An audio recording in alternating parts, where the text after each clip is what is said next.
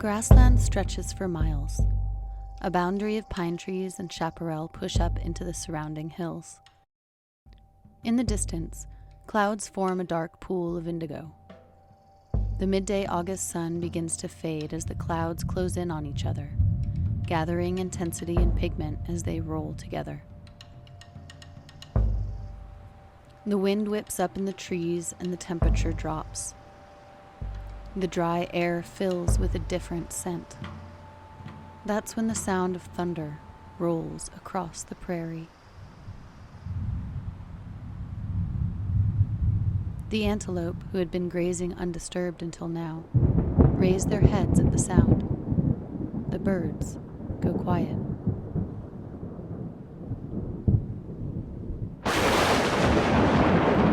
Lightning touches down on one of the hillsides nearby. A column of smoke reaches to the sky, a burning tree. It lights all that it touches in the late summer forest. Driven by the wind, it grows, burning small shrubs and trees. Like kindling, the needles and branches ignite. As the fire moves through the forest, it darts and runs. Licking at the thick bark of an old tree, it moves on in search of younger, more susceptible fuel. As the wind pushes on and the rains neglect to follow the thunder, the fire gains in strength and momentum. It grows uphill, the hot, dry plants catching quickly. It moves faster up the ridge, then backs slowly down the shaded side of the mountain. The fire dances across the landscape, impacting the forests and meadows differently, depending on the elements of fuel, wind, and humidity. At one point, the fire hits a rock outcrop and stops.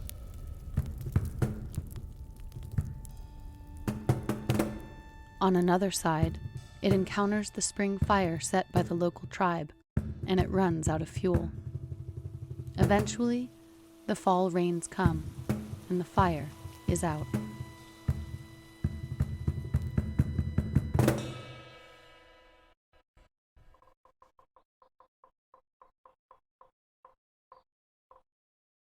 The landscape is a mosaic of green, yellow, and black. It tells the story of the fire, how it moved, when it raged, when it laid down, and when it crept on the ground. While killing many plants and trees, it also gives way for others to grow and thrive. Large trees that survived the fire have blackened bark, scorched by the fire's flames. But the upper branches of those old trees remain green. With more room on the forest floor, they have more resources, more water, more sunlight, and they can grow even bigger. Some plants needed that fire to open their seeds. By next spring, thousands of those seeds have sprouted and a new ecosystem is born. The grasses flourish in the openings and fill the blackened land. The deer and elk and antelope feast on the bounty. This process happens over and over again. Fire shapes life on Earth.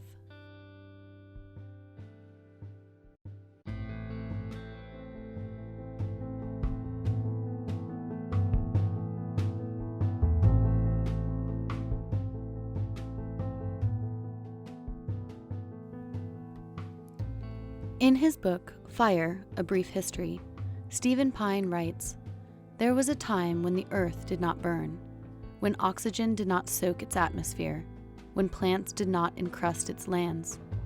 But for more than 400 million years, the planet has burned. In some places and times, fire has trimmed and pruned flora. In others, it has hewn whole biotas. For virtually all, it has simply been there like floods and earthquakes, like the winds, droughts, seasons, browsers, and lightning with which it is associated. For almost all the span of terrestrial life, fire has continued, to varying degrees, as an environmental presence, an ecological process, and an evolutionary force. Fuel, oxygen, heat. That is fire's triangle. At various times, the play of fire's triangle has been cyclic, singular, evolutionary, but once created, it has always endured.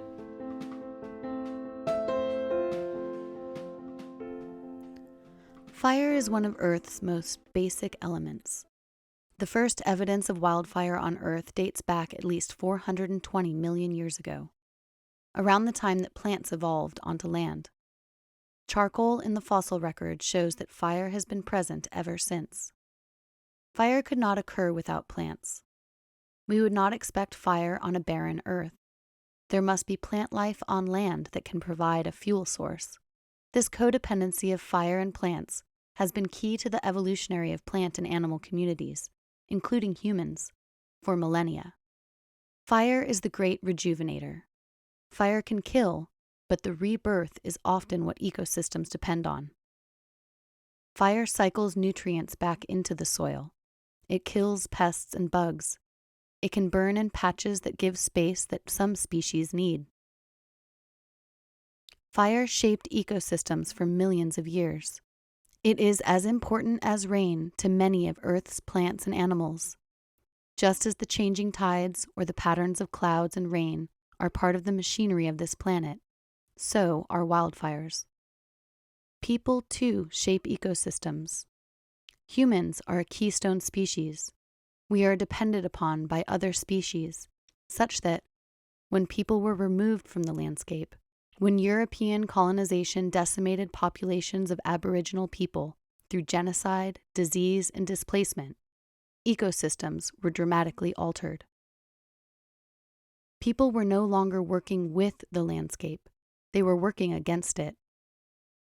Driven by fear and commodification, fire was extinguished. In this episode of One Foot in the Black, we look to the past.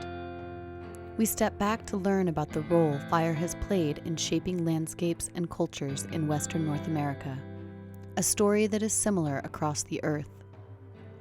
We explore how humans coexisted with fire on the landscape before colonial policies of wildfire suppression and the forced removal of Aboriginal people from the land. And we discuss how Indigenous people continue to use fire as they provide leadership in stewarding natural places to this day. We ask the questions: are we willing to learn from Indigenous tribes about how to use fire? And how can Indigenous tribes be supported in traditional burning on their ancestral lands? By asking these questions and exploring the topic of traditional ecological knowledge, we look at how we might help restore fire to the land, returning an essential element to the ecosystem that has been missing for centuries, and the absence of which contributes to the catastrophic fires we see on landscapes today. Stay tuned to hear more about cultural fire on this episode of One Foot in the Black. Hey there, this is Jessica Klinke, producer for One Foot in the Black. I'm coming to you from Ashland in Southern Oregon, where KS Wild's office is located, and I would like to acknowledge and thank the Shasta and Takelma people, the original caretakers of this land. Those of us who benefit from the settlement of native land can take action by learning whose land you're on, and then stand in solidarity with Indigenous people who continue to fight for Native justice and sovereignty. We've included links and resources in our show notes and website about tribes native to the Klamath-Siskiyou region, along with other groups and organizations fighting against injustices. Please go to their websites, follow them on social media, donate to their causes, and support the return of cultural fire use, traditional practices, and food sovereignty. Thanks. Now back to the show.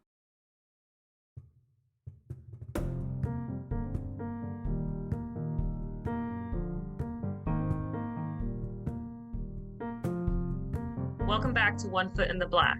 I'm Alexi Lovechio. And I'm Joseph Vaile. The story of Indigenous fire use is not our story to tell.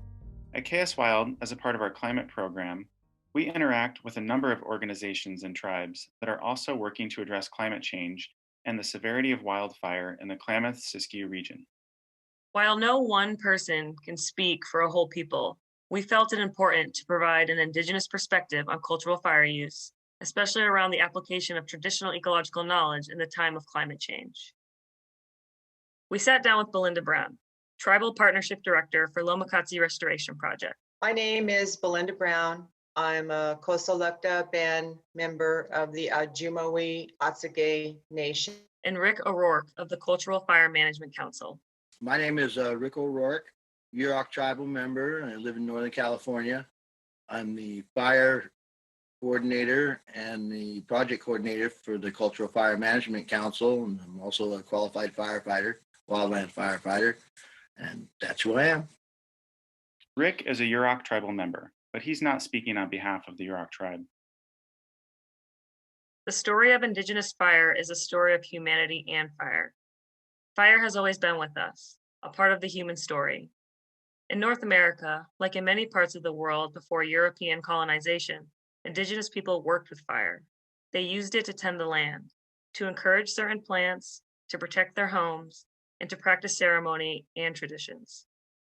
It is one of the most important tools for Indigenous cultures and one of the key elements for survival. I would in no way speak for all the tribes. However, there are similarities, and it goes to ceremony, back to the ceremony and the rituals that kept us as a people.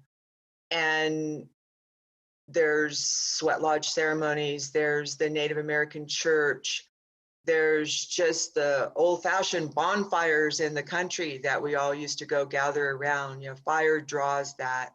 In our tribe, there's different names for fire. There's a signal fire. There's a name for the fire when you build the fire for the sweat lodge. There's the hunting fire. And so just the common fires, malis. But knowing that there was all those ways that we used fire, and it was utilized and was holy for the people, I believe we share that with many tribes across the globe. I always say that we go back to no matter who you are, what color you are, a drumming, a singing, and a dancing society, and you are all Aboriginal to some place on this earth. And someplace on this earth, your people gathered around a fire. For millennia, Indigenous peoples have used fire to protect the land.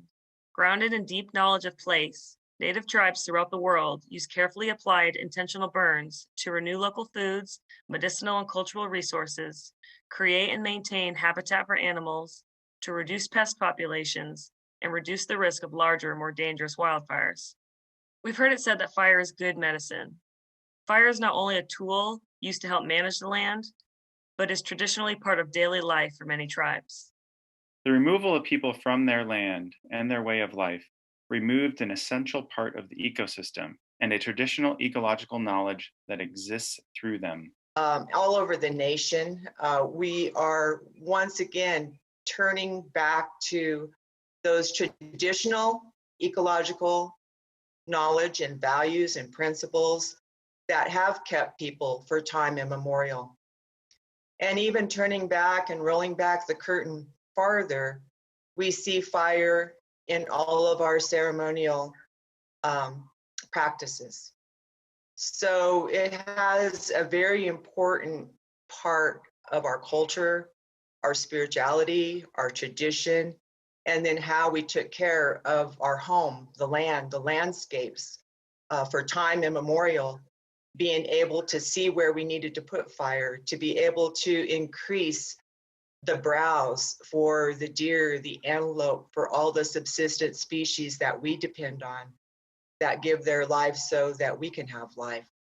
And so these concepts and principles that surround tribal people, Aboriginal people, place-based people, and their ability to manage the land and the ability to practice good ecological principles on the land, living in harmony with the natural rhythms of the earth, sea, and heavens, is one of the strengths that our people had and still have to this day. Our first agreement with our Creator to be where we're at and to have everything that we need to live and live well, and how to use it and when to use it We need our basket materials to keep everything, our food, our gathering, our water, all clean and pure. And our basket materials are fire adapted species, the hazel, for instance. And we have to burn it off regularly every other year to get those long straight shoots. And we had a grad student doing his thesis on the effects of fire and hazel. And as it turns out, that fire going through and killing that top growth and allowing those shoots to come up also changes the molecular structure inside of that plant and makes it more resilient, and the tensile strength is increased phenomenally. Studies show that Indigenous land management significantly shapes the evolutionary course of plant species and communities. Traditional ecological practices are sophisticated methods of using fire in order to enhance specific flora, optimize hunting conditions, maintain open travel routes, and support the flourishing of plants and animals that tribes rely upon for food sovereignty. And they'd start fires up on those ridges to create an inversion layer to lower the temperature of the river, which essentially saves the salmon kill. I was talking to a biologist for the Yurok tribe, a man named Mike Belchak, and he said that about 4 years ago, the fire up in Salmon River lowered the temperature of the river by 2 degrees and saved a salmon kill. 2 degrees. And those salmon kills, when they die, it is so heart-wrenching and sad. You know, our river's our life. Without our river, without our food, and without our fish, who are we? It's our home. It's our pharmacy. The land is our church.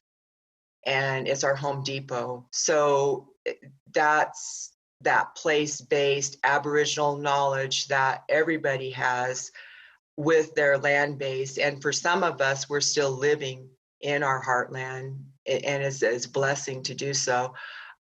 Being able to maintain your land, your people, your resources. And how do you do that? And you don't have the system that we have now.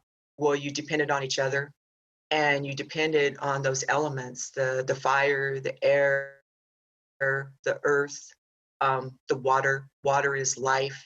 And so the care for those basic elements, of which we are all part of too, was just a natural rhythm.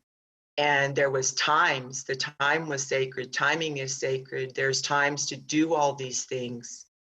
And so those ceremonies and rituals that kept the people, of which fire was a very much sacred part of, in all of those ceremonies, is a part of our DNA, that genetic makeup.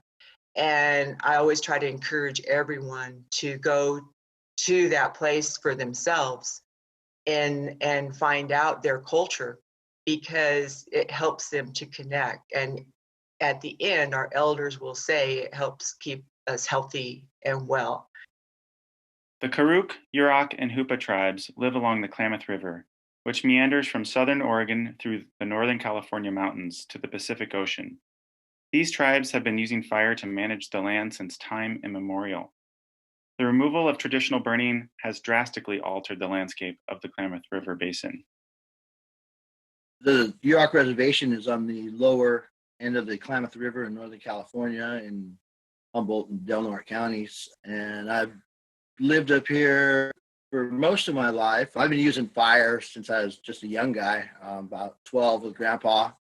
Just burning around the house for safety's sake, and I learned how to do it safe and do it in pieces and burn it into itself. Pretty much small scale. What I'm doing now is we escalated into 60 to 80 acres of land up here in the Klamath drainage, which is one of the most dangerous drainages in the world to work with fire. At this point, there's so much fuel loading and brush and understorage and too many trees. We used to be primarily mostly prairie.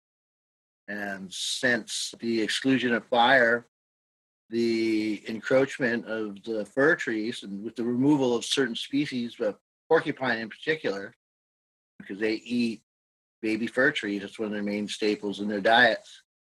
Removing that species and no fire and really no management. Overplanting of all the lumber companies, they come in and they want to plant everything. They planted all our prairies, and now we have nothing but trees, fir trees, which is taken from our water table and just throwing us off balance.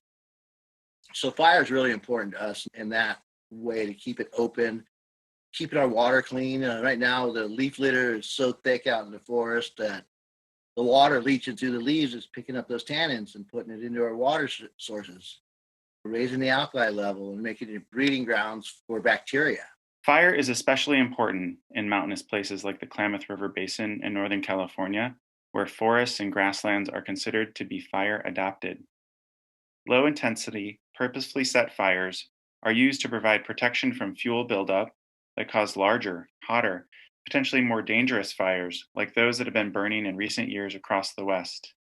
Tribal management involves extensive knowledge of certain species and ecological conditions, as well as the knowledge of how to reproduce them. Ecological systems prosper because humans work with the land and with fire. As we talk about the departure from the historical landscape and removing the keystone species who kept the land, we are now coming back to having to set the stage with ecological forestry to actually put fire on the ground. It's like having a really dirty house. Our elders would be scolding us for allowing our land to look like it looks today. We look at fire in a different way, as something to be nurtured, intended, and taken care of, to treat it as with respect, like a family member. Because without that respect, someone disrespects you, you get mad, and who knows what can happen. And fire is the same way. But the application of fire, it's a rejuvenation. It's fire for life, not fire for death. We're trying to create life. And this environment where our animals can thrive, and in turn we thrive. Engaging in these activities today is still an act of fighting for cultural survival. We're fire practitioners. We use fire for a reason. It's not a monster. It has our keystone elements and it has the right to exist. And you can't keep it down, because when it comes out mad, and that's the fires we're getting now. We'll be right back.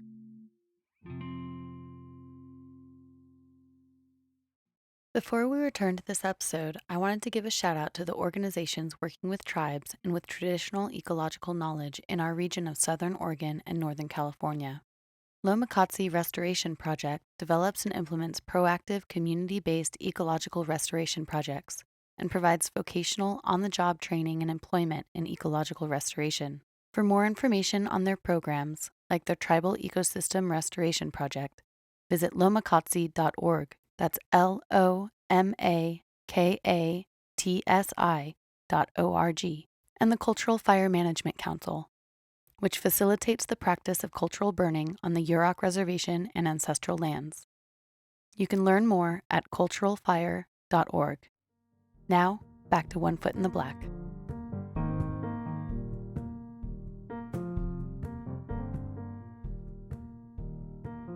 European settlers who came west in the late 1800s and early 1900s feared fire and set up land management policies to suppress it, a worldview characterized today by Smokey Bear. Government agencies have long considered fire the enemy, a dangerous, destructive element to suppress and exclude from the land. The government wanted to protect commercially valuable conifers from being wasted in fires. Traditional ecological knowledge and land stewardship were sidelined in favor of wholesale firefighting. Here's Tim Ingalsbee, wildland firefighter and executive director of Firefighters United for Safety, Ethics, and Ecology, or FUSE. Well, when the Forest Service was first created, I believe it was 1905, part of the progressive era, I would note, it had this brand new concept of conservation and forest conservation. Its original mission was really to conserve forests, particularly from the private timber industry, was just doing cut and run logging and just decimating. And they just rolled across the continent, leaving vast stump fields in their wake. And there was concern that eventually, we're going to hit the Pacific Ocean and run out, have a big timber famine. But forests were also vital as sources of water, the headwaters of many watersheds. So it wasn't a logging outfit back then. It was a conservation organization protecting public land, for the greatest good for the greatest number of people over the longest time. But conservation was still kind of a abstract notion. So the Forest Service hit upon fire suppression. It will protect forests from fire. They protected it from logging, but they protected it from fire because logging wasn't really a pressure back then. In fact, private timber industry didn't want government competing on the market. So it wasn't until after World War II really that the heyday of public lands logging came in. So for most of the first half of the 1900s, the Forest Service policy was called systematic fire suppression. And the notion was wherever you see fire, jump on it, stomp on it, put it out quick, keep it small. They adopted this policy they called the 10 a.m. policy, which was like, if any and every fire possible will be put out by 10 in the morning, the day following its detection. That was about what they needed. And if you fail, we'll just add more crews and more, machines and keep doing the same till it's finally dead out. The only good fire was a dead out fire in the Forest Service. And so, it started out that fire was the industrial foresters' enemy, and the Forest Service attempted to exclude it entirely from the landscape and suppress it wherever it could access it. But, changes started following, and it was in about the, late 70s that some pioneering fire ecologists, revealed, hey, no, we're actually making the forest more flammable. Each fire we put out merely puts off another bigger blaze, in the future. Smokey Bear was an invention of the U.S. Forest Service and the War Advertising Council in the mid-40s. And it was pure propaganda from the start, getting us to fear and hate and fight fires. Many people note that it's one of the world's most successful advertising campaigns for most of our species' existence. You could trace that back to the earliest hominids. a million and a half years ago, we evolved with fire. We wouldn't have the big brains and the small jaws we had without fire cooking our foods. We were attracted to fire, fiery landscapes. To this day, the first thing people do when they go camping, they want to build a fire. And it's a natural magnet for human interaction. And Smokey the Bear, it's a cartoon bear. How does it have such a grip on our collective consciousness? And not only is it a cartoon bear, but it's completely antithetical to real bears, because real bears love burns, because that's where the best berry patches are. That's where the big den logs are. That's where all the grubs and all the real bears love burns. After a century of increasingly intensive fire suppression, the ecological structure of the forest has changed, and fuels have accumulated. As the climate crisis creates hotter, drier, more unpredictable weather, forest fuels have helped drive larger wildfires faster and farther across the West. Clear-cut logging practices, where most of our old-growth, fire-resistant trees are cut down, has left us with densely planted forests grown solely for commercial purposes. These tree plantations are filled with smaller trees and brush, which are more prone to fire and can fuel big infernos. I believe that as we continue burning in our traditional windows, which is a couple days in front of a storm, that the rain will put out the charred vegetation and create a biochar. which would sequester into our lands and help start filtering our water and opening it up and letting the earth get a drink of pure water. And it has just been a growing quest to help fix our lands and create balance again. So we try to mimic fire.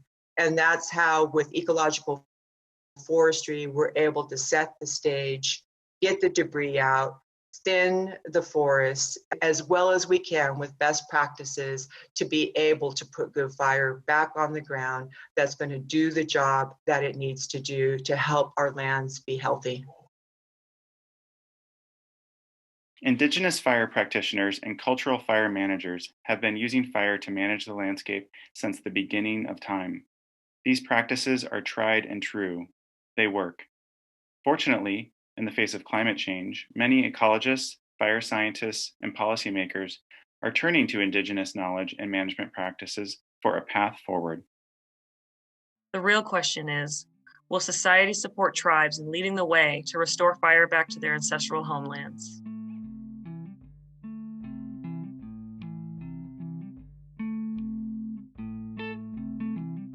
In the next episode of One Foot in the Black, we explore living in a fire-prone landscape. Millions of people live in the wildland-urban interface, an area increasingly at risk from fires that are more extreme in the era of climate change. What is the WUI, and what makes a community at risk to wildfire? We will hear the story of the Camp Fire, a fire that ripped through the town of Paradise in 2018, becoming the deadliest fire in California history. What lessons can we learn from those living next to fire? And how can we protect our homes, communities, and each other from the next inevitable wildfire? Join us next time on One Foot in the Black.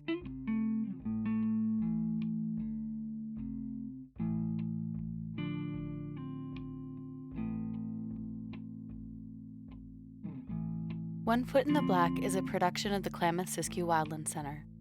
This episode was written by Joseph Vaile, Alexi, Lovechio, and Jessica Klinke. Editing and sound design by Jessica Klinke. Music provided by Blue Dot Sessions. A big thank you to our guests for this episode, Belinda Brown from Lomakatsi Restoration Project, Rick O'Rourke from the Cultural Fire Management Council, and Tim Ingalsbee from Fusey. Special thanks also to Tom Greco from Lomakatsi for contributing edits. Links and resources on topics covered in this episode, topics like traditional ecological knowledge and cultural fire use, in addition to maps of the Klamath-Siskiyou region, are available at kswild.org/podcast. Please take a minute to like, subscribe, and review One Foot in the Black on your preferred podcast platform. It helps people find our podcast and makes us feel good about doing it. Thanks for listening.